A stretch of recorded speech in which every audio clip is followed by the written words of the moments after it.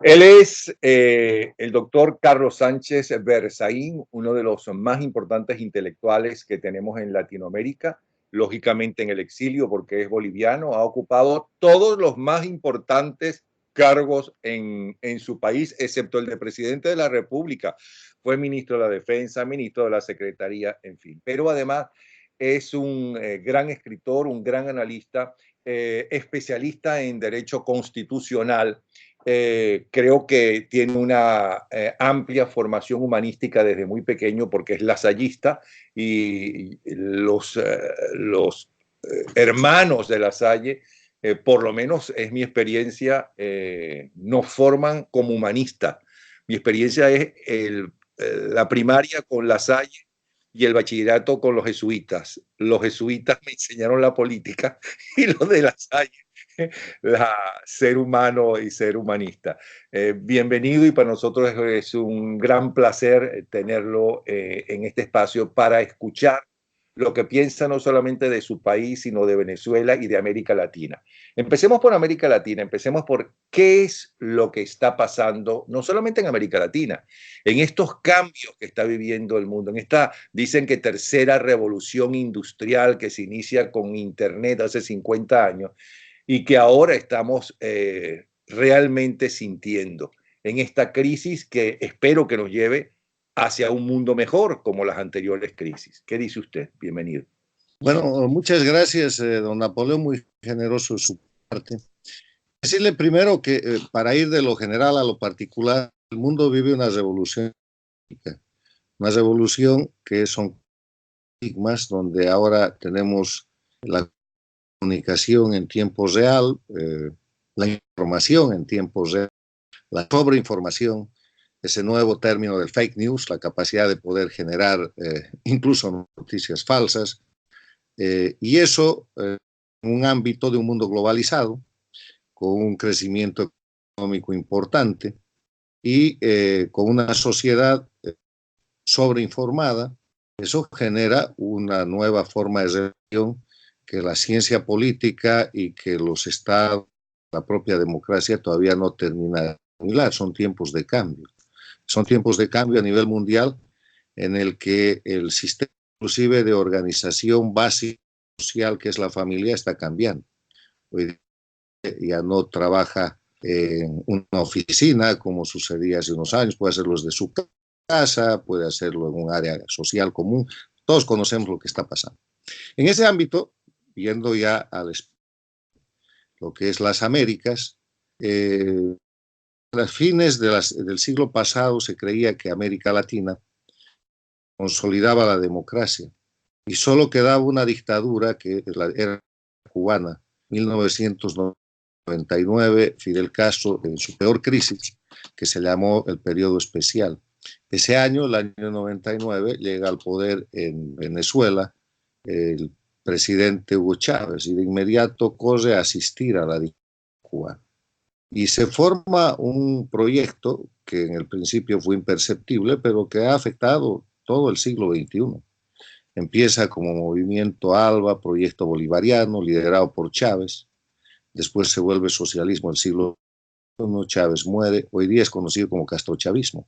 ¿Y qué es esto? No ha sido otra cosa que la creación de las más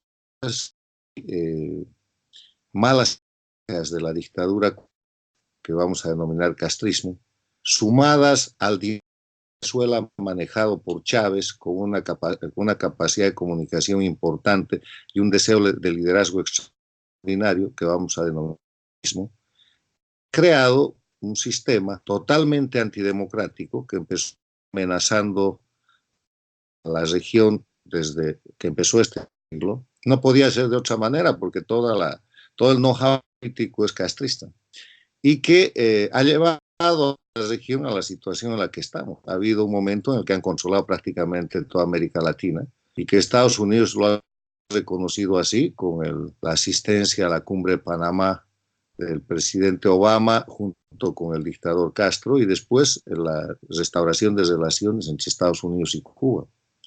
Pero ha llegado a su máximo punto de éxito el proyecto castrochavista, liderazgo Castro, porque ha sucedido en el camino la muerte de Chávez, que la historia investigará, y el momento que eso se produce, Venezuela lideraba el grupo, pasa a ser la subordinada de Cuba, porque Cuba pone el sucesor de Chávez, que es Maduro. Y en esa dinámica empieza un proceso de decadencia, no por razones estrictamente políticas, sino por razones económicas. Se va acabando el venezolano, liquidan la gallina de los huevos de oro, los precios internacionales bajan, los commodities tienen una situación de merma, empieza a verse la corrupción, aparece el tema del aborto, el caso de Brecht, los pueblos empiezan a levantarse, porque este castrochavismo tiene la característica de que ha buscado simular democracia, han construido lo que llamamos dictaduras electoralistas. Una dictadura electoralista es una dictadura, o sea, la concentración del poder en una persona o un grupo de personas para indefinidamente el poder, pero es electoralista porque utilizan las elecciones como mecanismo de simulación o de legitimación internacional. Pero son elecciones curiosas, la gente vota pero no elige. Toda esa práctica inclusive a Cuba. Han votado su nueva constitución, ¿quién les cree? Hemos visto en tiempos en Venezuela, Maduro le ha dado la presidencia a Capriles, Capriles ganó la elección, hemos visto cómo ha manejado la misma práctica, cómo lo ha hecho Ortega en Nicaragua y cómo en estos días está sucediendo en Bolivia. Entonces esas dictaduras electoralistas en el castrochavismo han entrado en crisis y se han contraído a 4 países, Cuba, Venezuela, Bolivia y Nicaragua, y todos en crisis. Venezuela, que era la de recursos, está en un estado de crisis humanitario terrible. Ha reducido a la nada su base económica de petróleo. Cuba ha retornado a una situación parecida, peor que la del periodo especial, eso se puede discutir. No hay pan, no hay combustible, está en una situación dramática. Nicaragua está en crisis hace 18 meses, una crisis política y una crisis económica, y Bolivia, después del electoral del 20 de octubre, está en una situación de confrontación con resistencia civil. Entonces, en ese escenario, el grupo que maneja este sistema, que está liderado por Cuba, ha tomado la decisión de una gran contraofensiva regional para cubrirse. Y hemos visto la contraofensiva de Colombia con el rearme de las FARC y la crisis que Venezuela, digitada por Cuba, produce.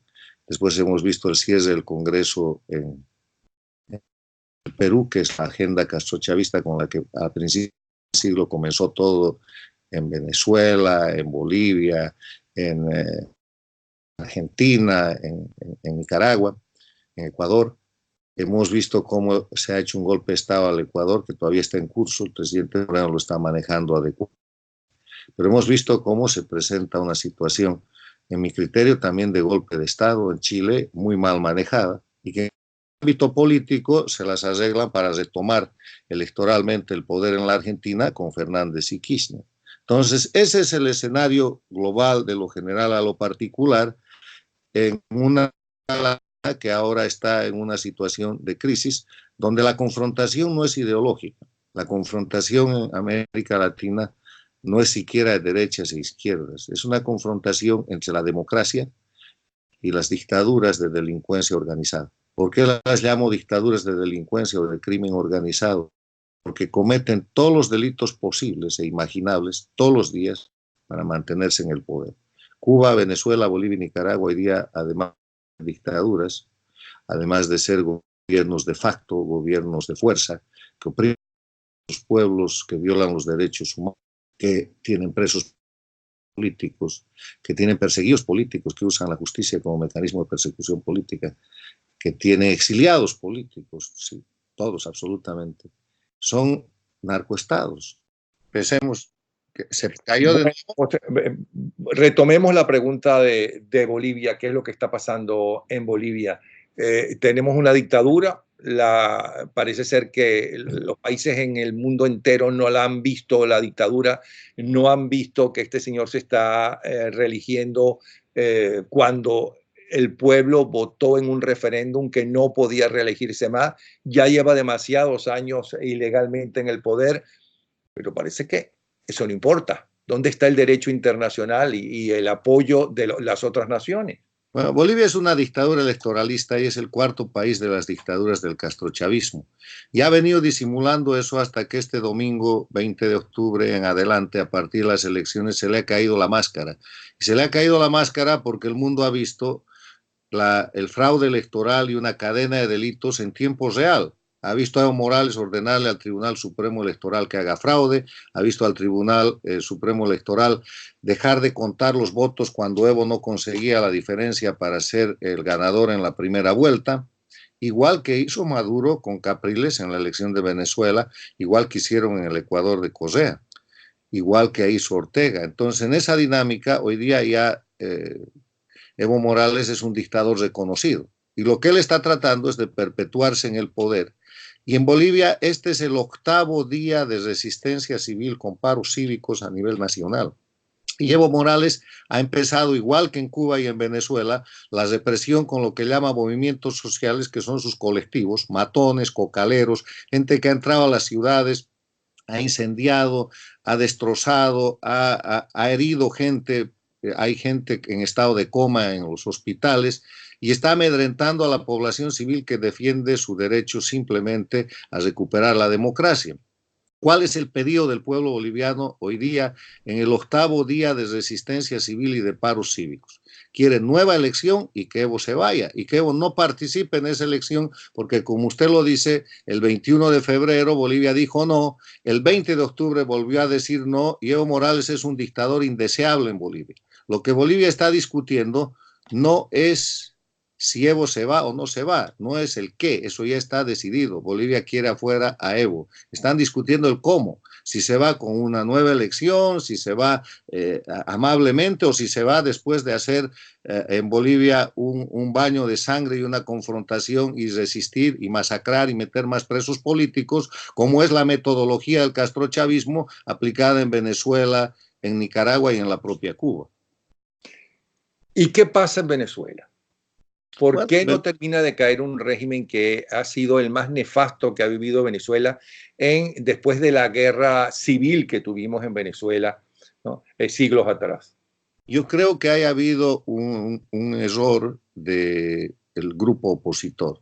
Cuando tenían todo listo, las disputas entre sí han hecho una mala agenda. La agenda que pone la oposición venezolana es cese de la usurpación, gobierno de transición y elecciones libres. Y es exactamente al revés. Tienen que, primero, hacer un gobierno de transición, con ese gobierno cesar la usurpación e ir a las elecciones libres. Nunca le han dado a Guaidó, los de la Asamblea, la condición de presidente. Han tardado 8 meses en que Guaidó pueda nombrar una especie de ministros, que no son ministros, son encargados. Nunca Guaidó ha ejercido como comandante en jefe. Nunca Guaidó ha avanzado en el tiempo que debía en la designación de representante diplomático. Se ha tardado, finalmente lo hizo, y ha tardado 8 meses en pedir la aplicación del TIAR. En ese tiempo, un adversario feroz como el castrochavismo, operado por Cuba, porque ese no es Maduro, Maduro es un buen títere, pero ahí está la inteligencia cubana, obviamente ha reaccionado y está en una contraofensiva general, que yo creo que puede ser revertida si es que la oposición venezolana tiene la capacidad de tomar iniciativa.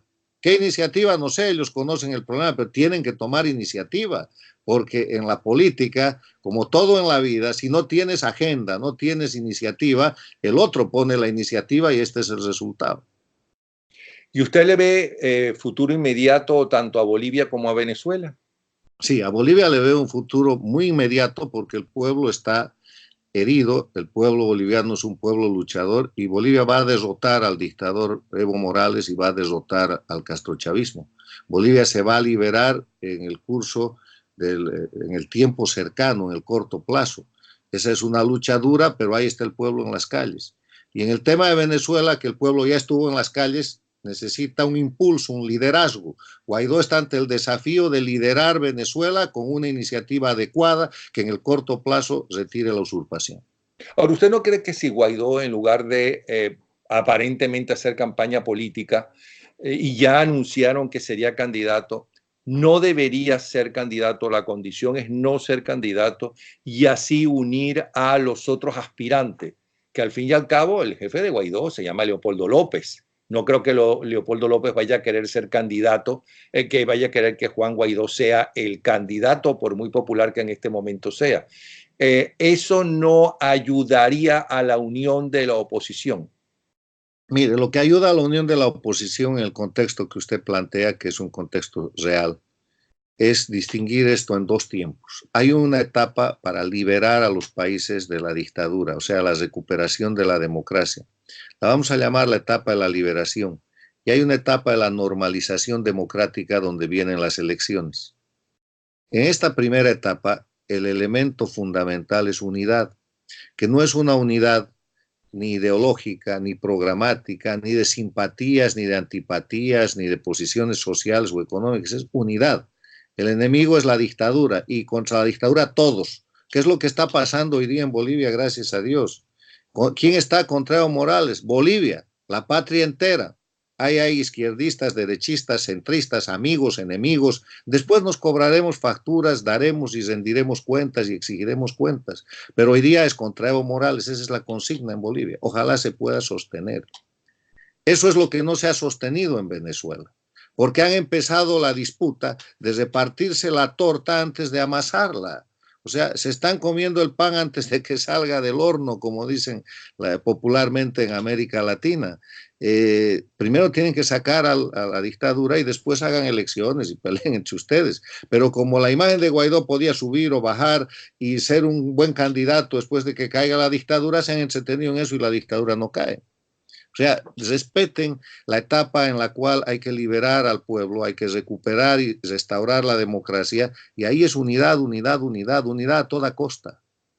Unidad como la que está dando ejemplo hoy día de nuevo el pueblo boliviano. Ojalá no se quiebre la unidad en mi país, porque Bolivia está demostrando que de centro, de izquierda, de derecha, ricos, pobres, orientales, occidentales, todos tienen un enemigo que es la dictadura, que se han dado cuenta que es la intervención cubano-venezolana y quieren que Evo se vaya. Evo tiene un adversario, es el pueblo de Bolivia, y eso es muy grave. Por eso es que va a perder. Por eso es que está tratando Evo Morales de dividir al pueblo boliviano, está tratando de dialogar, de decir que ahora se puede hacer una auditoría, porque esa es la metodología castrochavista para mantenerse en el poder. Cuando están derrotados abren negociación y cuando abren negociación dividen y se quedan. Ejemplo, Venezuela, Nicaragua, la propia Cuba. Que Bolivia no caiga en esa trampa, ese es el mensaje. Bueno, Nicaragua el pueblo estaba en la calle, mataron en proporción más gente que inclusive que en Venezuela, en proporción de habitantes, y ahí está, y ahí está la dictadura todavía vigente. ¿Cuál es el futuro inmediato que usted le ve? Nicaragua está luchando. Nicaragua tiene un pueblo ejemplar de luchadores y Nicaragua está luchando por la unidad y está luchando por sacar la dictadura. El dictador permanece en Nicaragua por tres razones. Primero, por la complicidad y el compromiso de grupos importantes como los empresarios y las Fuerzas Armadas, que son antipatrias y que están traicionando a Nicaragua y que están siendo puestos cada vez más en evidencia. El dictador permanece en Nicaragua porque tiene cómplices poderosos. Segundo, porque está dispuesto a cualquier cosa, mata, encarcela, tortura. Y tercero, porque ha tenido la complicidad de la OEA a través de Almagro. Almagro cree que en Nicaragua hay un proceso de revolución sandinista y no reconoce Nicaragua como no reconoce Bolivia como una dictadura. Entonces esas cosas tienen que ir avanzando y la persistencia y la resistencia heroica del pueblo nicaragüense, que tiene más de 100,000 exiliados en Costa Rica, que tiene más de 1,000 presos políticos y que ha tenido innumerable cantidad de torturados y de muertos, va a terminar por prevalecer. ¿Y por qué usted cree que Almagro tiene una política diferente con ustedes y con Nicaragua a la que tiene, por ejemplo, con Venezuela? Es lo que se llama el doble estándar Almagro y Almagro es el que tiene que responder eso. Le venimos preguntando eso desde que ha puesto esa posición en evidencia. Almagro pone eso en evidencia cuando se va a Bolivia y dice que es derecho humano de Evo Morales participar en las elecciones y recibe el repudio de todo el mundo. Y después, unas semanas después de eso, la noche antes a la Asamblea General de la OEA en Medellín, Colombia, declara que Nicaragua no es una dictadura y que es un proceso revolucionario. La gente cree que es porque estaba buscando votos para reelegirse en Medellín, cosa que no sucede, porque ante tremenda barbaridad pierde el voto de Chile, pierde el voto de la Argentina de Macri y pierde el voto del Perú. Entonces no logra esos votos. La elección, él tiene mandato hasta mayo del próximo año y si fuera solo eso, ojalá, pero eso ya es una barbaridad, ese doble estándar. No ver que Nicaragua y Bolivia son dictaduras es un pecado mortal que devalúa totalmente la imagen de un hombre al que inclusive le hemos dado premios internacionales por su posición respecto a Venezuela y por la claridad con que ha llamado a Cuba una dictadura antigua, una dictadura, le ha dado un nombre inclusive relativo al deterioro de la imagen de Cuba, una dictadura jinetera, le ha dicho. Entonces, Almagro es el que tiene que explicar eso, que nos perjudica a toda la gente que defiende la libertad y la democracia en las Américas, porque Almagro se había constituido en un referente y de pronto el referente se cae. Ahora, yo creo que con relación al tema Almagro, él ha causado mucho daño en el tema boliviano, está causando mucho daño en el tema nicaragüense, pero hay que rescatar que él hizo un informe de la aplicación de la Carta Democrática Interamericana respecto a Venezuela y hay que institucionalizar ese informe cada año para todos los países. Así como hay un índice de pobreza, de riqueza, de crecimiento, así como hay una tabla de los países que no luchan contra el narcotráfico, de los estados terroristas, tiene que tener la OEA un índice anual del estado de la democracia de los países y es nada más un informe relativo a la situación del país con la Carta Democrática Interamericana, cosa que Almagro no quiere hacer. Se lo hemos propuesto pública y privadamente y él ignora esa situación porque parece que el manejo político del equilibrio frágil interno de la OEA todavía no se lo permite. Bueno, en el caso de Argentina parece ser que las elecciones no le dan tanto poder a Fernández Kirchner como tenía la Kirchner. Lo digo en el Congreso. Parece que está dividido y no va a tener tanto poder. Pero, ¿por qué en el caso de Chile, Piñera no solamente pide perdón, sino que además destituye a todos sus ministros, con lo cual está diciendo que los radicales con sus acciones tenían razón? ¿Qué es lo que pasa ahí? A ver, primero Argentina. En Argentina se está produciendo, aquí yo quiero grabar dos conceptos sobre Argentina. Uno ya lo he dicho, lo reitero, la Argentina ha sido llevada a elegir entre un mal gobierno y el crimen organizado y ha ganado el crimen organizado.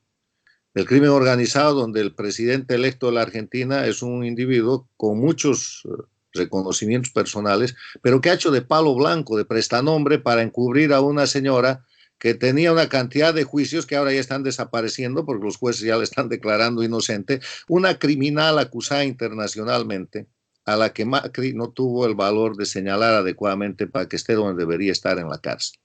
Pero bueno, primer hecho, argentinos eligiendo entre mal gobierno y crimen organizado y optan por el crimen organizado. Pero resulta que ese crimen organizado gobernó 12 años la Argentina y llevó a la Argentina a su peor situación económica, que pasó a manos de Macri, que fue un mal gobierno de transición que no resolvió la crisis. La atenuó, la manejó como pudo, pero la crisis está ahí.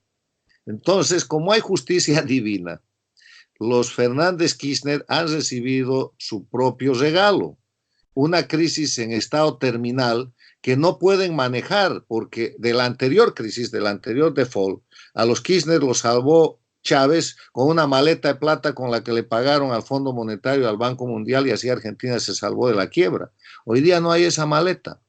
Tienen un stand-by con el Fondo Monetario Internacional y tienen desembolsos pendientes y tienen una economía que está ardiendo. Le aseguro que es muy probable que los Fernández Kirchner no terminen su mandato y sean consumidos por el propio populismo que han alentado, porque es una crisis económica que no pueden manejar. O sea que ellos no pueden ofrecer las cosas que Su ofrecían. propia crisis, ¿cómo va a resolver esa crisis económica? ¿De dónde van a sacar la plata? ¿Cómo van a hacer a una Argentina productiva que no la pudo hacer Macri, que tenía más confianza con los sectores productivos? ¿Cómo van a hacer una Argentina que salga de la crisis cuando han llegado al gobierno insultando al Fondo Monetario, al Banco Mundial y son declaradamente antiimperialistas. ¿Cómo van a llegar a una situación de manejo económico, de salir de la crisis, cuando su política económica es estatista, centralista, corrupta y vinculada al castrochavismo? O sea, tienen certificado de defunción a corto plazo. Por último, yo recordaba cuando estaba en la Universidad Central de Venezuela, allá a finales de los 60, principios de los 70, y estaba no solamente estudiando filosofía y letras, sino en el teatro universitario, cómo había elementos, por lo menos recuerdo dos, del Partido Comunista en el propio teatro universitario que decían que, y justificaban, ya estamos hablando de finales de los 60, que introducir la droga en los Estados Unidos es una forma de lucha revolucionaria, porque había que debilitar al enemigo. Luego supimos cómo los traficantes de drogas y los Castro tenían negocios. De hecho, acabo de sacar una entrevista, una vieja entrevista que le hice a un guardaespaldas de Fidel Castro, que denuncia con pelos y señales quiénes manejaban de los dos hermanos Castro, quienes manejaban la droga. Aparentemente Raúl Castro era el máximo jefe, aunque había otra gente. Pero hoy en día, ¿cuál es el poder real del narcotráfico en los gobiernos de Centro y Suramérica? Mire, hay 4 narcoestados. Son Cuba, el narcoestado líder, Venezuela, Bolivia y Nicaragua. Y su aliado principal, que no es Estado, son las FARC, en Colombia. Y de ahí para adelante con todas las redes de tráfico que usted pueda imaginar. Y el tema de esto es que en la década de los 60, Fidel Castro y el Che Guevara expresaron que había que inundar de droga a los Estados Unidos para liquidar a la juventud norteamericana y terminar con el imperialismo. Ese es un concepto temprano de utilización del narcotráfico como instrumento de lucha antiimperialista, que lo presentan al mismo tiempo en que dicen que van a hacer de América varios Vietnams y en el proceso de la confrontación, años 64 más o menos. Eso avanza y Cuba ejerce como narcoestado cuando se alía a Pablo Escobar y al narcotraficante boliviano Roberto Suárez, y eso está documentado. Hay un libro en Amazon que está publicado por la señora Leví, esposa viuda de Roberto Suárez, donde ella muestra cómo eran los viajes a La Habana y la recepción que les daba Fidel Castro y todo su entorno en los negocios de narcotráfico que hacían Pablo Escobar, el colombiano, y su proveedor principal en ese momento, Roberto Suárez, el boliviano. Después de eso, el tema cae un poco, porque uno de los paradigmas de la década de los 80 de la política norteamericana es la lucha contra el narcotráfico. Se crea la DEA, se crean políticas regionales. En Bolivia tenemos mucho éxito en la lucha contra el narcotráfico en la década de los 90. Reducimos el cultivo de coca a 3.000 hectáreas, que era lo que había el año 2003. Hoy día ébola ha subido a más de 80.000. Se crea el Plan Colombia con el presidente Pastrana, que tiene ejecución efectiva con el presidente, el que sigue a Pastrana, es el gran demócrata y presidente, recuérdeme el nombre. Uribe, y arrinconan al narcotráfico. Pero después viene el socialismo del siglo XXI, el castrochavismo, y empiezan con el tema, primero sotoboche, de que el narcotráfico es de nuevo un instrumento de lucha contra el imperialismo, y a la sombra de su proceso, de su pseudo proceso político, narcotizan la región.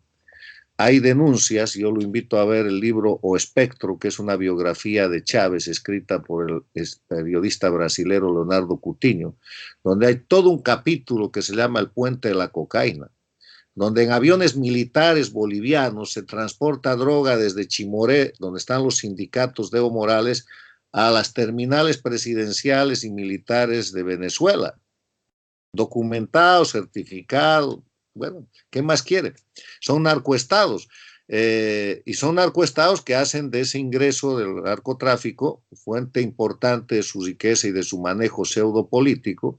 Ahí tiene el cartel de los soles. Los soles son soles por las estrellas de los generales venezolanos, que son unos soles, así se llaman, y fueron directamente liderados y organizados por Chávez. Y todo esto bajo la dirección y la coordinación cubana. Pero hay algo más importante que ya muestra de cuerpo entero. El año 2016, en la reunión de las Naciones Unidas sobre narcotráfico, se presenta Evo Morales y hace un discurso que desde entonces lo ha venido repitiendo todo el tiempo, en el que básicamente dice que la lucha contra el narcotráfico es una creación, un invento, un instrumento del imperialismo norteamericano para oprimir a los pueblos. Y que por eso él ha votado al embajador americano, a AID, a la DEA y a todo el sistema antinarcóticos que tenía Bolivia en acuerdo internacional para combatir a Estados Unidos, porque este es un instrumento del imperialismo para oprimir a los pueblos. ¿Cómo que no? Si él ha montado un narcoestado,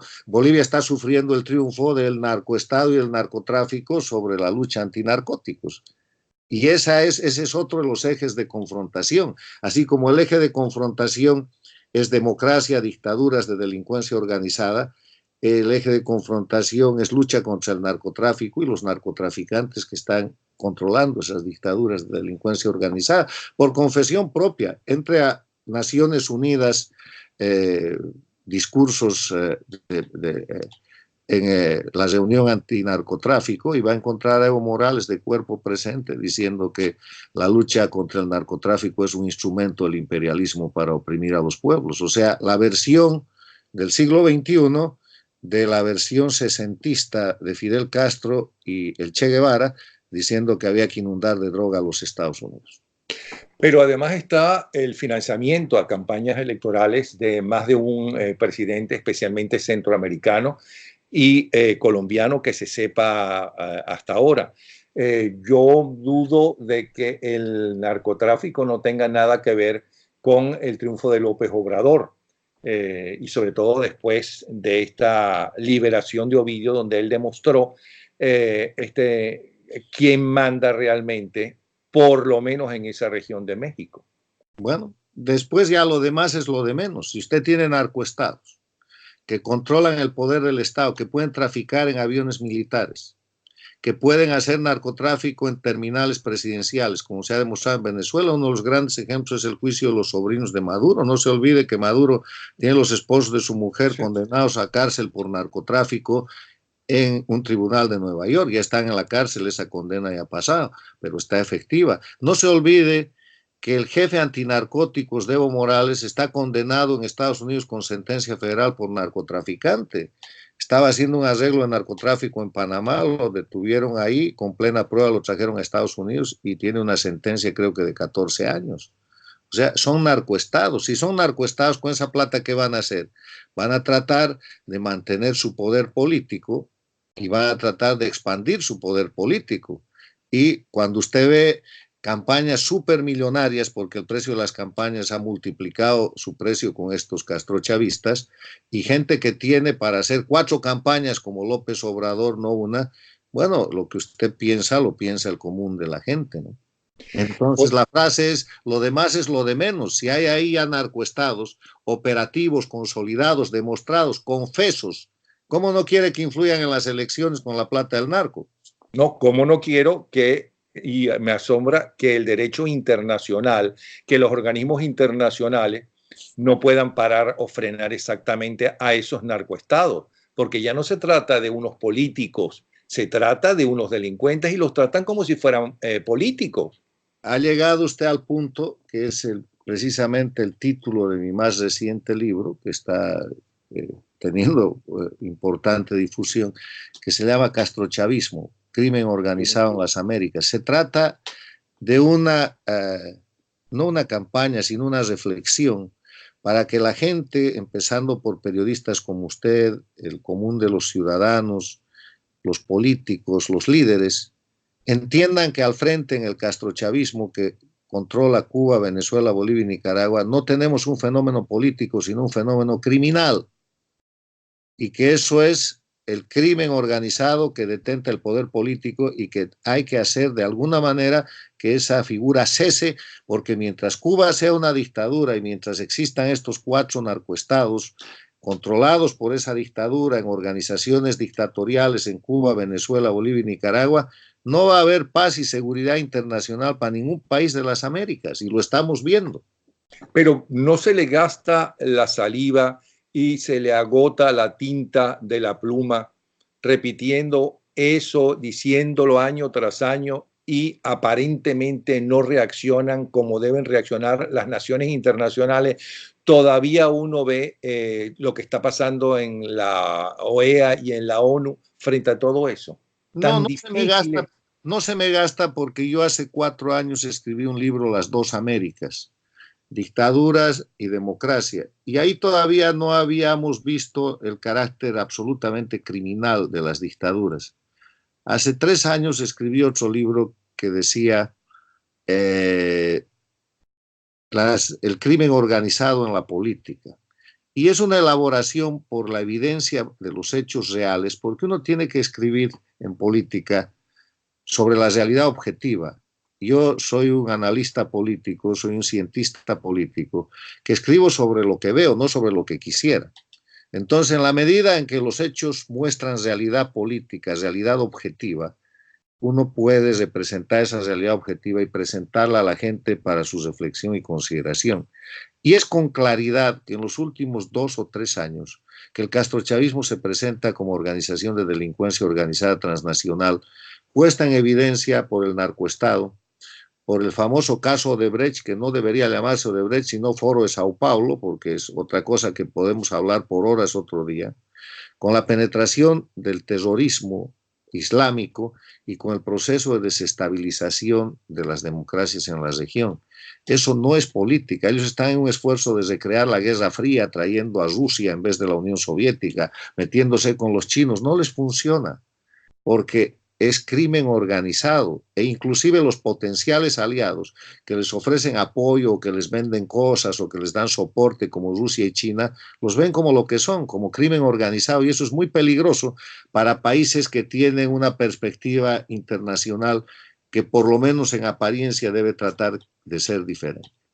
Por último, y perdonen que lo moleste tanto por durante tanto tiempo, usted que tiene tantos compromisos, hace muchos años atrás, no sé si en los años 80, conversaba con Delia Fiallo, que es la más importante y la más exitosa de las escritoras de telenovelas, que es lo que ve el gran público, no solamente en América, en Europa y en Asia también.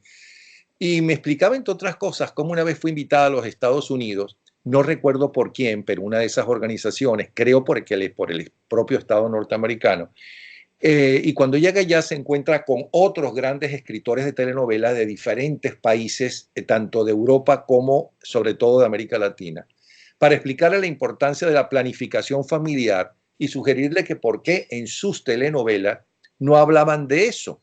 Y de hecho, ella hizo una telenovela de una enfermera, etcétera, sobre eso. ¿Quién defiende el capitalismo? ¿Quién le dice a la gente que con el capitalismo, con todos sus defectos, porque nada es perfecto en el mundo, ¿no?, se reduce la pobreza, mientras que con estos gobiernos que se llaman marxistas o izquierdistas o de extrema izquierda, aumenta la pobreza, como sucedió, por ejemplo, con Venezuela?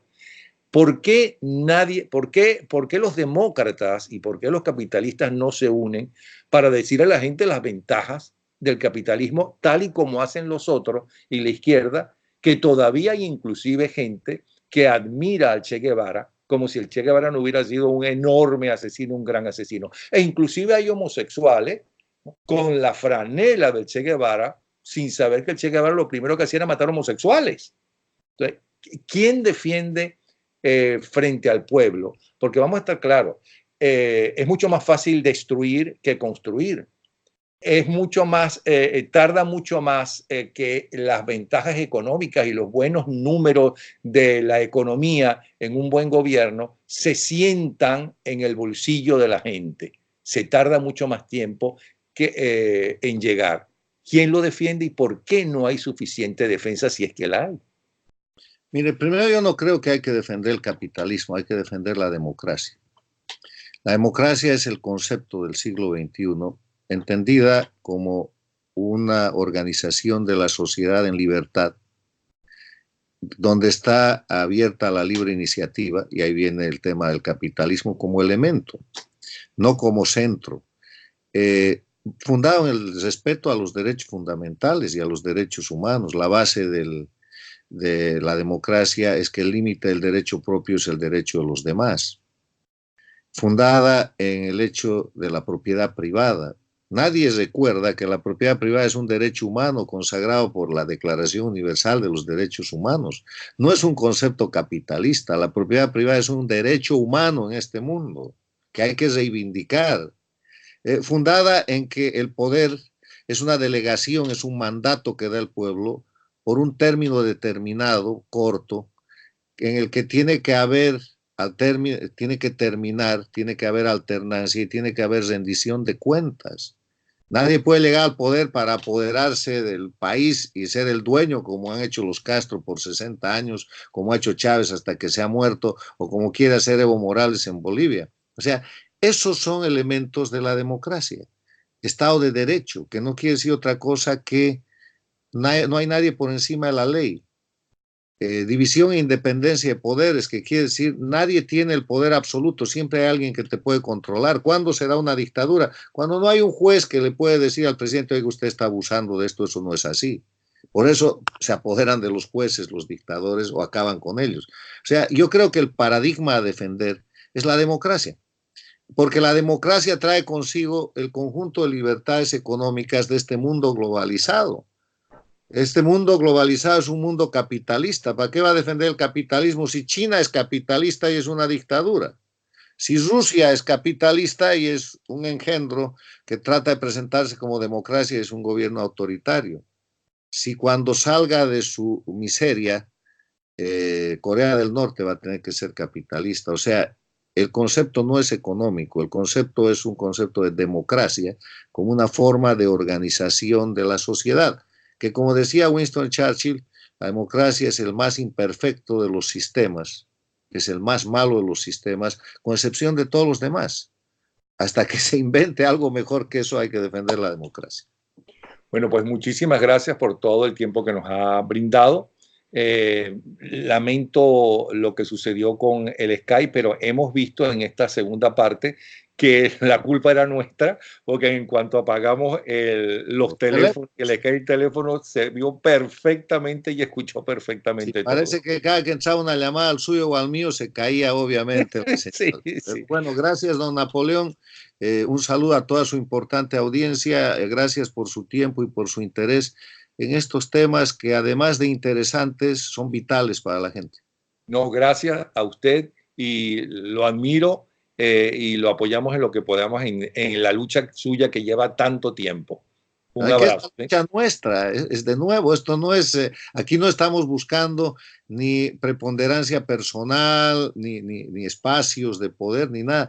Es la lucha porque los pueblos de las Américas, que en su momento eran más y ahora gracias a Dios son menos, pero están bajo amenaza, tengan libertad, democracia, respeto a su propiedad privada y a su emprendimiento, que la gente viva con libertad, que no tenga que estar huyendo, que se acabe esto del exilio, que se acabe esto de los presos políticos, que se acabe la miseria de tener que someterse a un gobierno para poder sobrevivir. O sea, estamos luchando por la libertad y la democracia y esa es una lucha de todos. Este siglo XXI debió ser el siglo de la consolidación de la democracia y es el siglo de la crisis de la democracia y hasta ahora, en los casi 20 años que llevamos, es el siglo del castrochavismo. Hay que cambiar ese curso de la historia y gracias a periodistas y programas como usted y programas como el suyo podemos avanzar. Bueno, un abrazo entonces, ¿sí? Gracias, hasta luego igualmente.